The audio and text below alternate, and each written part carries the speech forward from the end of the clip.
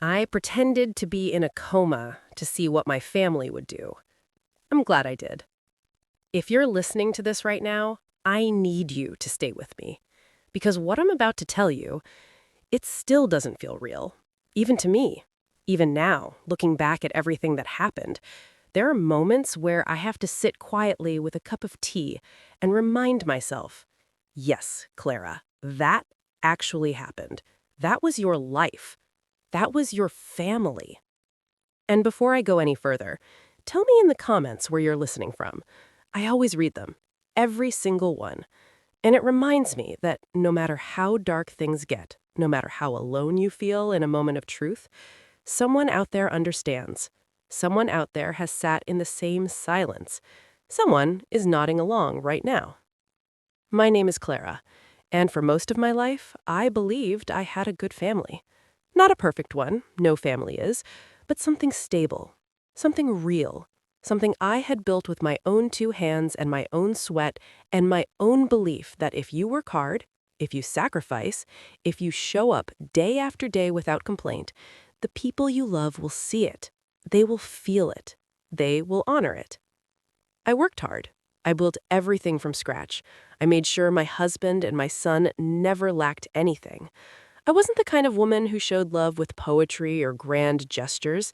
I showed it with actions, with long hours, with sleepless nights staring at contracts and invoices and spreadsheets, with consistency, the quiet, grinding, invisible consistency of a woman who has decided that her family will not suffer the way she once did. At least, that's what I thought love was. Looking back now, I realize something painful. Sometimes the people you think you're providing for are just waiting for you to disappear. It started with something small, almost insignificant, a headache. I remember that morning clearly. I was sitting at the dining table, the same table where my family ate every meal, the same table I had bought 15 years ago when the business first started turning a real profit. I was holding my forehead, feeling this dull, persistent pressure that wouldn't go away. My husband, Victor, was in the kitchen.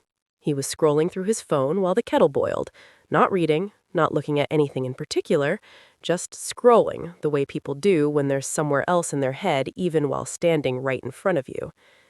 "You should see a doctor," he said casually, without even looking up at the screen. "I'm fine, just tired." And that was the truth. Or at least it was the part of the truth I was willing to look at. I had been working non-stop for months, handling a major contract that, if it closed, would change everything for the business. Stress had become so normal that I had stopped recognizing it as stress. It had just become the texture of my days. But there was something else beneath the tiredness that I couldn't name, a kind of unease that had nothing to do with the contract or the workload, something in the house that sat wrong, something in the way Victor spoke to me, or rather, the way he didn't speak, the way he moved around me like I was furniture, polite, practiced, absent. I told myself I was imagining it. That's what you do when you don't want to know. 2 days later, I collapsed. One moment, I was walking out of my office. I remember reaching for the door handle. I remembered the cold of the metal under my palm. And then, everything went black. Completely. Instantly. Like someone had simply switched off the world. When I woke, I was in a hospital room. Machines surrounded me. The steady, indifferent beeping of a heart monitor filled the silence.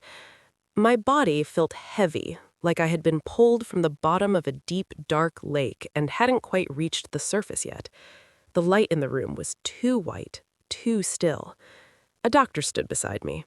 She was a calm woman, the kind of calm that comes from years of delivering hard news without flinching. She said, "Ms. Clara, you had a severe neurological episode. You're lucky you were brought in when you were." I nodded slowly, still trying to find my way back inside my own body. "How bad is it?" I asked. She hesitated for a moment. Not the hesitation of a woman who didn't know the answer, the hesitation of a woman choosing how to give it. "There's swelling in your brain," she said. "We've stabilized you, but you need rest. No stress, no sudden movements. And most importantly, we need to monitor you closely, This could happen again if you push yourself too hard. I lay back against the pillow and looked at the ceiling. I spent the next few days in that hospital bed, drifting in and out of sleep. The world outside the window moved on without me. Traffic, voices in corridors, the distant rhythm of ordinary life. And I lay there in the stillness, thinking about my husband, about my son Daniel, about everything I had built, everything I had sacrificed.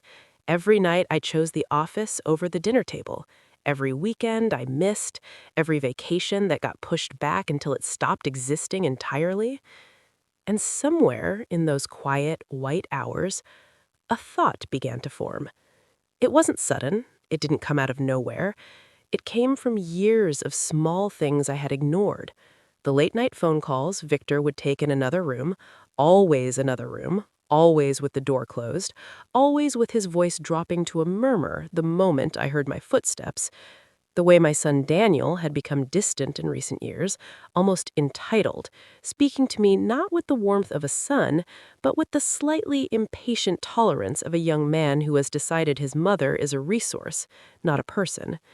The strange, low-grade tension in the house that no one ever acknowledged, that we all moved around like furniture placed in an awkward spot, no one willing to rearrange it, no one willing to admit it didn't belong there. At the time, I had brushed it all aside.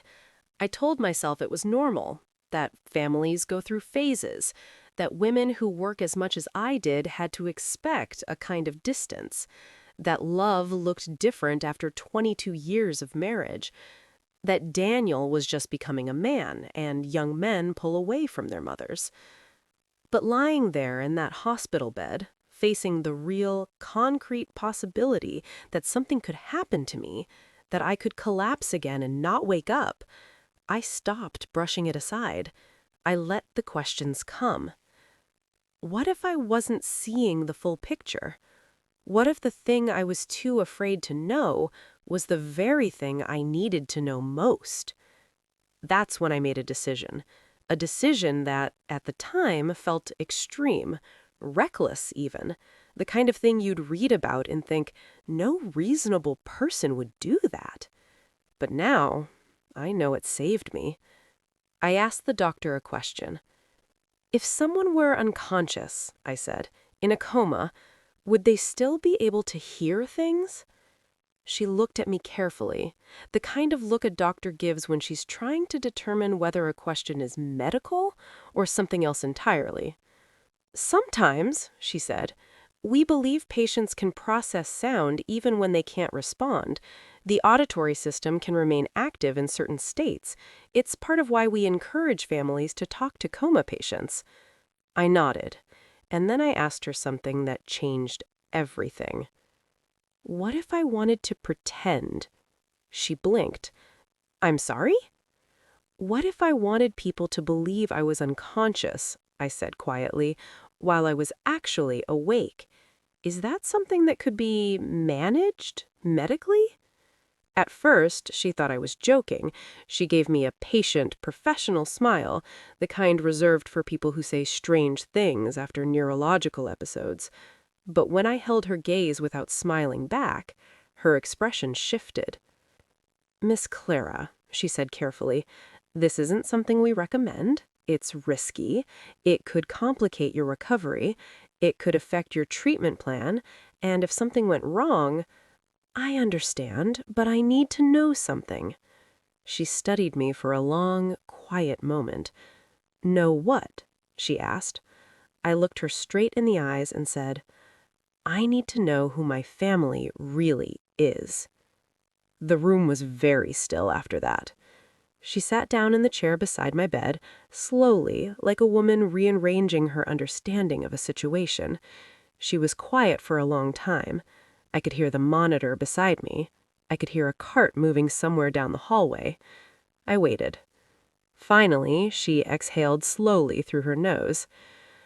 I can't officially support this, she said. Professionally, I can't endorse it. If you asked me on record, I would advise against it completely. She paused. But, if you insist, We can limit your interaction with visitors, keep your condition ambiguous, not confirm or deny consciousness to anyone outside your direct medical team. She looked at me one more time, measuring something. Are you certain? She asked. I've been more certain of anything, I said. That was enough, and just like that, Clara the businesswoman, Clara the provider, Clara the woman who had held everything together for 22 years, disappeared, and a woman in a coma took her place. The next day, Victor arrived. I heard him before I felt his presence, his footsteps against the hospital floor, a sound I had heard 10,000 times in 22 years, crossing our kitchen, moving through our hallway, a sound so ordinary and familiar it was its own kind of music. Then the soft rustle of his jacket as he settled in, the scrape of the chair being pulled close to the bed. "Clara," he said softly. His voice sounded different, gentle, weighted with something that, if you didn't know better, could pass for grief. "I'm here," he said. If I didn't know better, I would have believed him. He took my hand. I could feel it, warm, familiar, the hand I had held at the altar and in the delivery room and at funerals and on airplane armrests, a hand I knew as well as my own. But something about it felt wrong. Not cold, exactly, not rough, just distant, like he was reaching across a much larger space than the width of a hospital bed, like the gesture was being performed rather than felt. "I don't know if you can hear me," he said, continuing, his voice trembling slightly, "but you have to wake up. We need you." We. That word stayed in my mind like a stone in still water. We need you. Not I need you, not I'm frightened, not I'm sorry. We. A collective that kept me at arm's length even as he sat beside me. For a moment, I almost broke character. The urge to open my eyes was almost physical, a pressure behind my eyelids, a tightening in my throat. To open my eyes and say, "Victor, I'm here. I'm right here. Whatever is broken between us, we can fix it. Let's fix it." But something held me still, something quiet and certain. Wait, just wait. He stayed for perhaps 10 minutes. He spoke a few more gentle sentences, the kind of sentences that would sound exactly right to a nurse passing in the hallway. Then he stood. "I'll step out for a bit." And the softness evaporated. Instantly, completely, the way an actor drops a character the moment the director calls cut. His footsteps changed, no longer slow and careful, but brisk, purposeful. The door opened. Silence. Or at least that's what I thought. Until I heard it. A whisper. Just outside the room. Low. Urgent. His voice. But different. "I told you not to come here," Victor said. Tight, controlled. The voice of a man managing a situation. My heart started pounding. Another voice replied. A woman's voice, relaxed, confident, the voice of a woman entirely at ease in a place she had no right to be. And miss the performance? No way! I felt something cold spread through my chest. Not fear, something colder than fear. Recognition. "Keep your voice down," he hissed. "She's right there." "She's not going anywhere," the woman said, and I could hear the amusement in it, a low, careless laugh. "Not in that condition." And then came the words that shattered everything. "As soon as she's gone, the insurance money is ours." For a full second, I didn't breathe. I lay completely still in that hospital bed while the sentence moved through me like a current, cold, absolute, final. I wanted to believe I had misheard. I wanted to believe my brain, still healing, still swollen, had twisted the words into something they weren't. I wanted to believe it so badly I almost convinced myself. And then another voice joined them. A voice I knew better than any other voice in the world. The voice I had heard say, "Mum," for the first time 23 years ago. My son. "Just make it fast," Daniel said. Casually, almost bored. "I need the car." My entire body went numb. Not from the illness, not from the swelling in my brain or the medication in my veins. From something far worse. From something that has no medical name. Betrayal. Pure, complete, undeniable betrayal. I lay there, perfectly still, every muscle controlled, my breathing carefully measured, while my entire world came apart around me in the corridor outside my hospital room.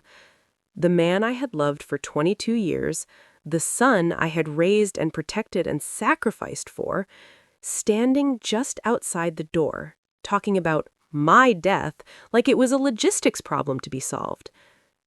I wanted to get up. I wanted to throw open the door and confront them right there in the corridor, under the fluorescent lights, in front of whoever was passing.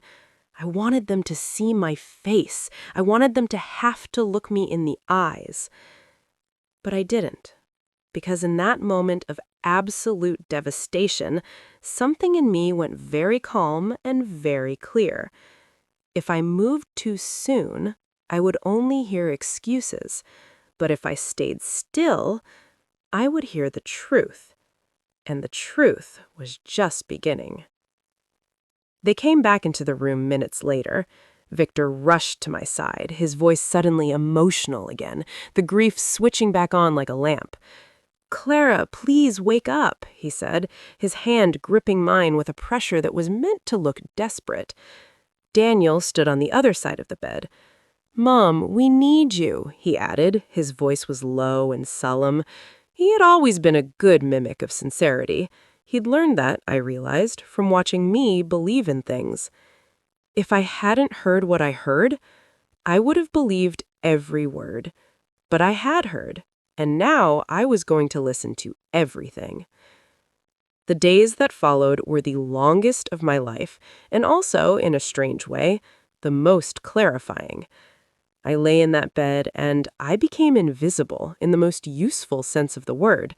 To them, I was gone, checked out, unreachable, a body keeping a chair warm while lawyers and banks and insurance agents circled. And because they believed I was gone, they stopped performing. And the truth, when people stop performing, has a way of filling every available space. I learned, piece by piece over those days, about the insurance policy. Victor had increased it significantly 18 months before my collapse. I learned this because he mentioned it in a hushed but matter-of-fact conversation with the woman whose name I came to understand from fragments of dialogue was Sandra, while they thought I was sleeping. He had increased it methodically, incrementally, in a way that raised no flags and attracted no attention.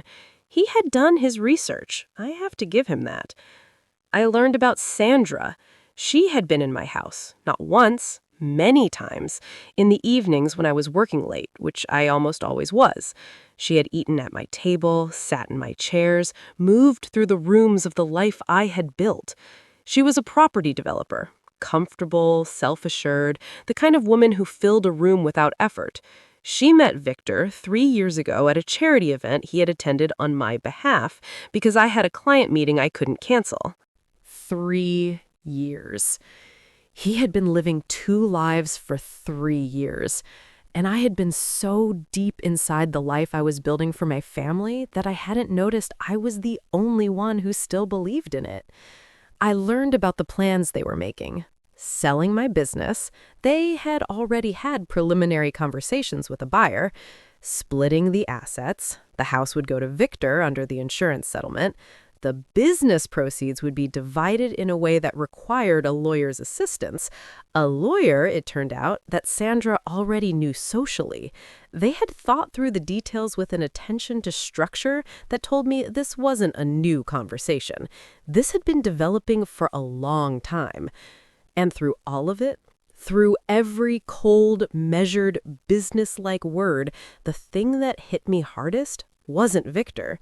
It was Daniel, my son. He wasn't an innocent bystander who had stumbled into his father's secret. He was a participant. He asked about timelines. He asked which accounts the insurance would pay into and how quickly the transfer would clear. He complained on the second day that the waiting was dragging on and that he had plans that required the money. Not vague plans, specific plans. A car he wanted, an apartment he had put a deposit on with money he didn't yet have, a trip he had booked on the assumption that his inheritance was arriving on schedule. My son had booked a trip while his mother lay in a hospital bed. There is a particular kind of pain that has no clean name. It lives somewhere between grief and fury, and something older than both. I felt it in those hours the way you feel a wound you can't see, deep, sourceless, absolute. I thought about the years. I thought about Daniel at 7, climbing into my lap on Sunday mornings with a picture book, his small, warm weight against my chest. I thought about driving him to football practice in the rain, year after year, sitting in the car park, in the dark, because practice always ran late and I refused to be the mother who wasn't there when her son came out. I thought about the university fees I had paid without hesitation, the car I had bought him when he turned 21, the down payment I had helped him with on the apartment he was now apparently planning to replace with something better once my body was out of the way. I thought about all of this, and I stayed still, because moving too soon was the one mistake I could not afford. I wasn't just going to wake up, I was going to end it, properly, completely, with everything I needed. On the 5th morning of my silence, the doctor walked in with a nurse. She spoke clearly, loudly enough to be heard throughout the room and beyond the door. "Her vitals are improving considerably," she said, reviewing the chart with the deliberate thoroughness of a woman making sure every word landed. "Blood pressure is normalizing. Brain activity is showing encouraging patterns. We may see signs of consciousness returning soon, perhaps within the next day or two." She left the room, and I heard the atmosphere in the corridor change. The low murmur of Victor's voice, the tighter, harder edge that entered Sandra's replies, the silence from Daniel that was louder than anything either of them said. Fear. Real fear. Not the fear of losing someone you love. I knew what that sounded like, and this was nothing like it. This was the fear of being caught, the fear of a plan that had been carefully constructed suddenly becoming exposed to the light, the fear of a woman who was supposed to be on her way out, walking back in the door. I heard them huddle. I heard the rapid, hushed recalibration. What do we do if she's conscious? What does she know? What has she heard? Can we still? And here the conversation dropped too low for me to catch every word, but I caught enough. Enough to know that my waking up was a problem they needed to solve. That was when I knew it was time. A few minutes later, they filed back in. Victor leading, his face assembled into something soft and hopeful.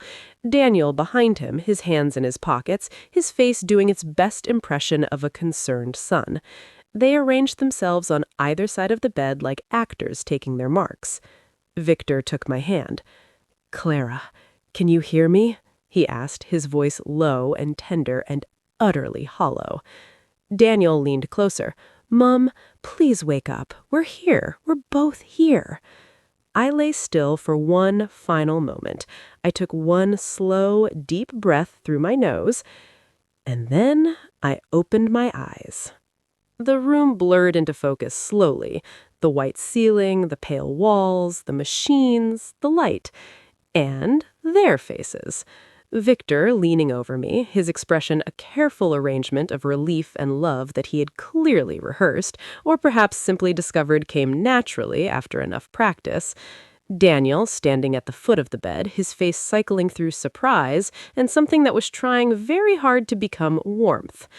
I looked at them for a long time, long enough that the silence became uncomfortable, long enough that I watched their rehearsed expressions begin to flicker at the edges. Victor's fingers tightened around my hand. Clara, oh, thank God you're awake. Daniel leaned closer. Mom, you scared us. Actors. Both of them. I looked at my husband, the man I had married in a small church on a rainy Saturday, the man I had held his hand in the delivery room while I brought my son into the world, the man I'd built 22 years of life alongside, and I felt something I had never felt toward him before. Nothing. Not anger, not grief, not love. Nothing. A clean, clear, absolute nothing that was in some ways more devastating than any emotion could have been. And then I said the words, quietly, calmly, without raising my voice. I heard every word. Complete silence. The machines kept beeping. Somewhere down the hall, a phone rang. The world continued. But in that room, nothing moved. Their faces changed, not gradually, all at once, like masks pulled away by the same hand at the same moment. The relief evaporated, the warmth dissolved. What was underneath was raw and unguarded and ugly in the way that only the truth, when it's terrible, can be. Shock, fear, guilt. Victor pulled his hand back from mine as if the contact had become dangerous. Daniel took a single step backward. Clara, Victor started. The insurance policy, I said. Sandra, the house, the business sale, the timeline. I looked at Daniel. The car, the apartment, the trip you booked. Not one of them spoke. I heard it all, I said. Every conversation, every plan, every word spoken in the corridor outside that door while you believed I was somewhere I couldn't reach you. I looked at Victor steadily. I was never unreachable, Victor. I was just finally, for the first time, paying the right kind of attention. He opened his mouth, closed it, opened it again. Clara, it's not... Don't, I said. The single syllable was enough. He stopped. I looked at my son who had stood in the corridor outside this room and told his father to make it fast because he needed the car. And I thought about all the years, all the rain-soaked car park nights and the university fees and the first apartment help and the birthday money and the quiet, daily, invisible devotion of a mother who believed her son knew he was loved. Daniel, I said. He looked at me. I know what you said. I know exactly what you said, and when you said it, and how you said it. And I want you to understand something. I held his gaze until he looked away. I remember who you were before this, and I am going to spend a very long time asking myself where that person went, and what part I played in losing him. He said nothing. He looked at the floor. And in that moment, I realized something. Pretending to be in a coma hadn't just shown me who they were, it had freed me from ever needing them again. I want to be honest with you about what came after, because I think people expect a story like this to end with a confrontation scene, a dramatic unmasking, a courtroom or a public reckoning, something large and satisfying that matches the size of the wound. The reality was quieter and harder. The day after I woke up, I called my lawyer. I told her I needed to begin divorce proceedings immediately and that there were financial matters, specifically an insurance policy and a series of asset conversations with third parties, that I needed her to be aware of before the proceedings began. She was, to her credit, a woman who had seen a great deal, and she absorbed the situation with the professional calm of someone who understands that the worst things people do to each other are usually the most predictable. I called my accountant. I called my business partner. I started making a different kind of list, not a list of grievances, but a list of protections. Every asset, every account, every interest. I had spent 22 years building something. I was not going to allow the people who had planned to dismantle it to succeed simply because I had been too trusting to see it coming. Victor tried to talk to me 3 times before I was discharged. The first time, he came in the early morning while the ward was quiet, and he sat beside my bed and told me that what I had heard wasn't what I thought, that Sandra was just a friend who had said something stupid, that the insurance conversation was taken out of context, that Daniel was young and frightened and said things he didn't mean. His voice was steady and controlled and carefully calibrated, and I recognized the performance for exactly what it was, because I had now had 5 days of listening to all the versions of his voice and knew which one was real. I let him finish. Then I said, "I'm not angry, Victor. I want you to understand that. I'm not going to shout or make a scene or lose myself in this. I am simply going to make sure that what is mine remains mine, and that what happens next is clear and documented and final, and I would ask you, as a person who once mattered to me very much, to respond in kind." He left without another word. The second and third attempts were similar, each one slightly more conciliatory, slightly more desperate, the story shifting and softening with each iteration. I listened to each one with the same quiet attention I had given to everything else in that room, and each time I said a version of the same thing. I know what I know. Let the lawyers sort the rest. Sandra, to my knowledge, was never in that hospital again after the morning she laughed in the corridor. She understood, I think, that the situation had changed, that the woman in the bed was no longer the woman she had counted on staying there. Daniel came to see me once before I was discharged. He came in the afternoon, on a Thursday, alone. He sat in the chair beside my bed, and for a long time he didn't say anything. He was 23 years old, and he looked in that chair both much older and much younger than his age, the way people look when something had stripped away the version of themselves they were presenting to the world. "I don't have an excuse," he said finally. I looked at him. "I know," I said. "I don't know how it got to that." His voice cracked on the last word. "I don't know when I became someone who could stand in a corridor and say something like that.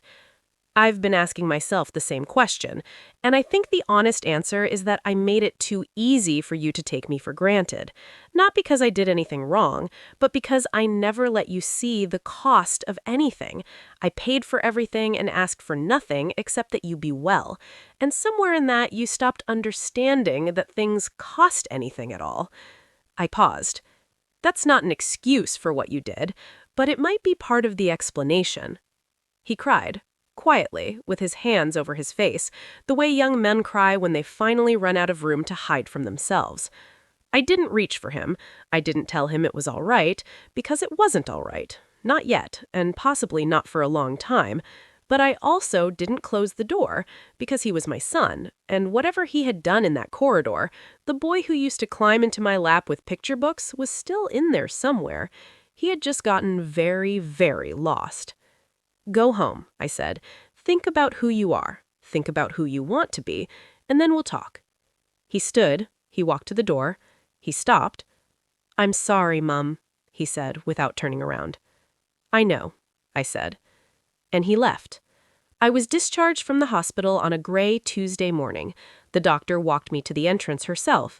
She didn't say much. She handed me my discharge papers, gave me a firm handshake, and looked at me for a moment with the expression of a woman who wants to say something, but has decided that some things are better left to the silence between people.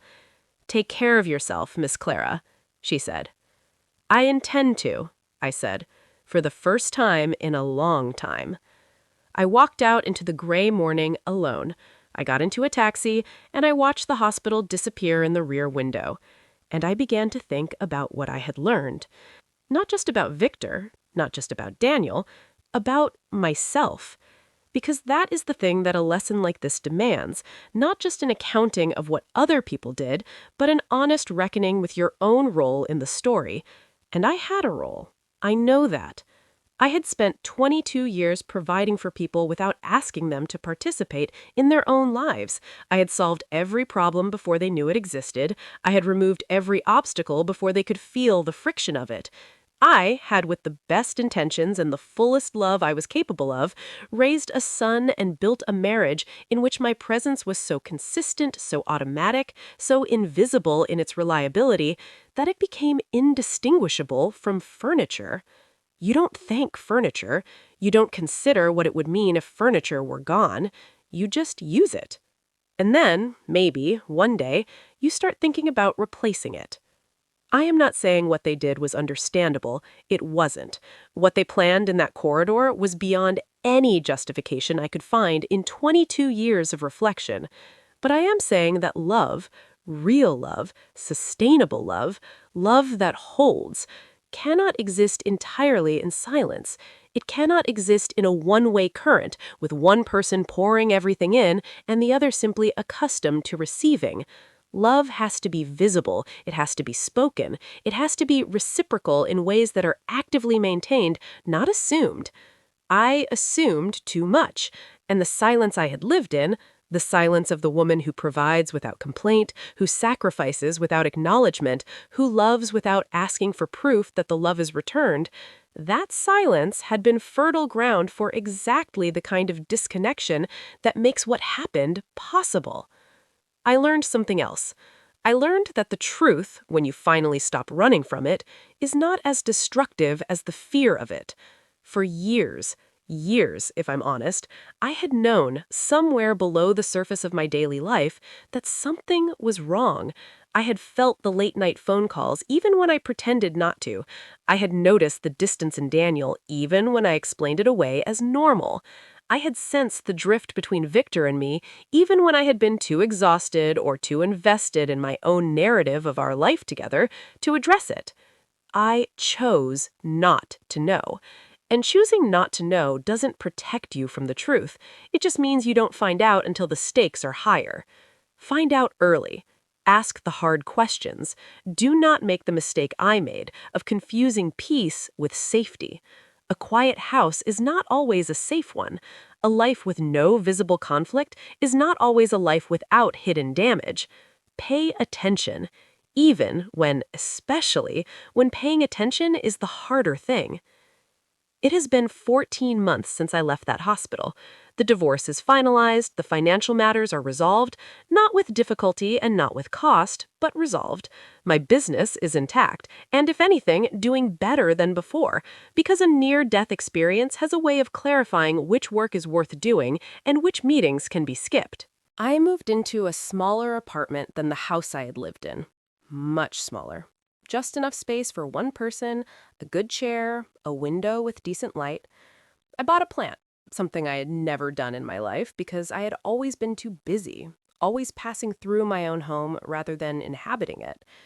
The plant is still alive. I consider this a significant personal achievement. I sleep better than I have in 15 years. I eat meals slowly, at a table, without looking at my phone. I have started, for the first time in my adult life, to understand what it means to actually rest.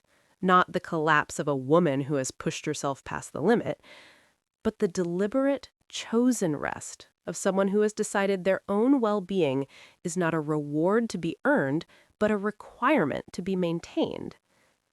And Daniel? We are talking. Slowly. Carefully, with an honesty between us that we never managed when everything was fine on the surface. He took a job, not the career he had imagined, but honest work. He moved into a smaller place. He has, from everything I can see, been doing the slow, uncomfortable work of becoming someone he can respect. Whether he succeeds, whether the man I hoped he would become is still reachable, I don't know. I am not naive enough to believe that one hard conversation repairs decades of drift. But I am watching, and I am waiting, and I have not closed the door. Some doors are worth leaving open. As for Sandra, I have no idea where she is, and I have no interest in finding out. She is not the story. She was never the story. She was simply an opportunity that an empty space created. Fill the empty spaces with honesty, and women like Sandra find nowhere to stand. I am telling you all of this not because I think my story is unique. I think it's the opposite of unique.